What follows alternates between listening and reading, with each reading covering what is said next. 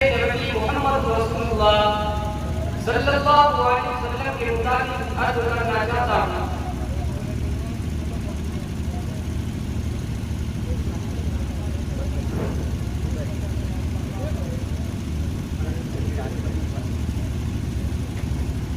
سیرت نبوی محمد رسول اللہ صلی اللہ علیہ وسلم کے مطابق عرض کرنا چاہتا ہوں، اس امید کے ساتھ کہ میری باتوں کو غور سنا جائے۔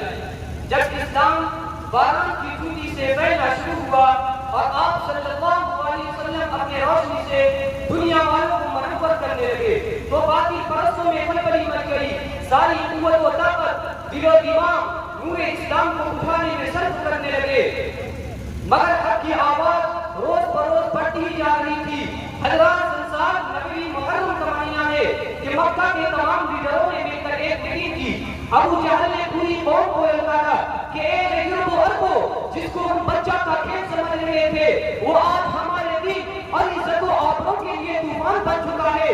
جس دن کا چرچا محمد کر رہے تھے، ان کے ماننے والوں کی تعداد روز بروز بڑھتی ہی جا رہی ہے۔ حضرات ابو جہل نے پوری قوم کو للکارا کہ اے عرب و عربو، جس کو ہم بچہ کا کھیل سمجھ رہے تھے، وہ آج ہمارے دین اور عزت و آبرو کے لیے طوفان بن چکا ہے۔ جس دن کا چرچا محمد کر رہے تھے، ان کے ماننے والوں کی تعداد روز بروز بڑھتی ہی جا رہی ہے۔ اسی لیے اے عرب کے بہادروں، اب پوری طاقت سے آگے بڑھو، ورنہ وہ دن دور نہیں کہ مکہ سے ذلیل و خوار ہو کر نکلنا پڑے گا۔ ابو جہل کی تقریر نے پورے قوم کو گرما دیا، طرح طرح کی تربیتیں پیش کی گئی۔ بڑی پیٹ کے بعد یہ ہولناک تربیت پاس ہوا کہ محمد اور ان کے ماننے والوں کا بالکل بائیکاٹ کر دیا جائے، ان سے خرید و فروخت، سلام و کلام، لین دین بالکل بند کر دیا جائے۔ چنانچہ ایک عہد نامہ لکھ کر خانہ کعبہ کی دیواروں پر لٹکا دیا گیا۔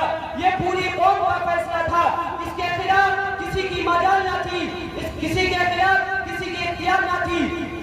مسلمانوں کے شہر ابی طالب نے بند کر دیا گیا۔ مسلمانوں میں بچے، بوڑھے، جوان، عورتیں سب تھے۔ کھانے کے سامان دھیرے دھیرے ختم ہو گئے۔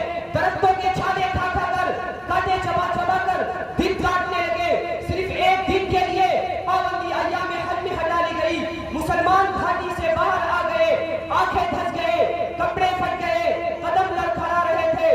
قربان حضرات گرامی، قربان جائیے ان مسلمانوں پر جس کی زبان پر کوئی شکایت نہیں تھا۔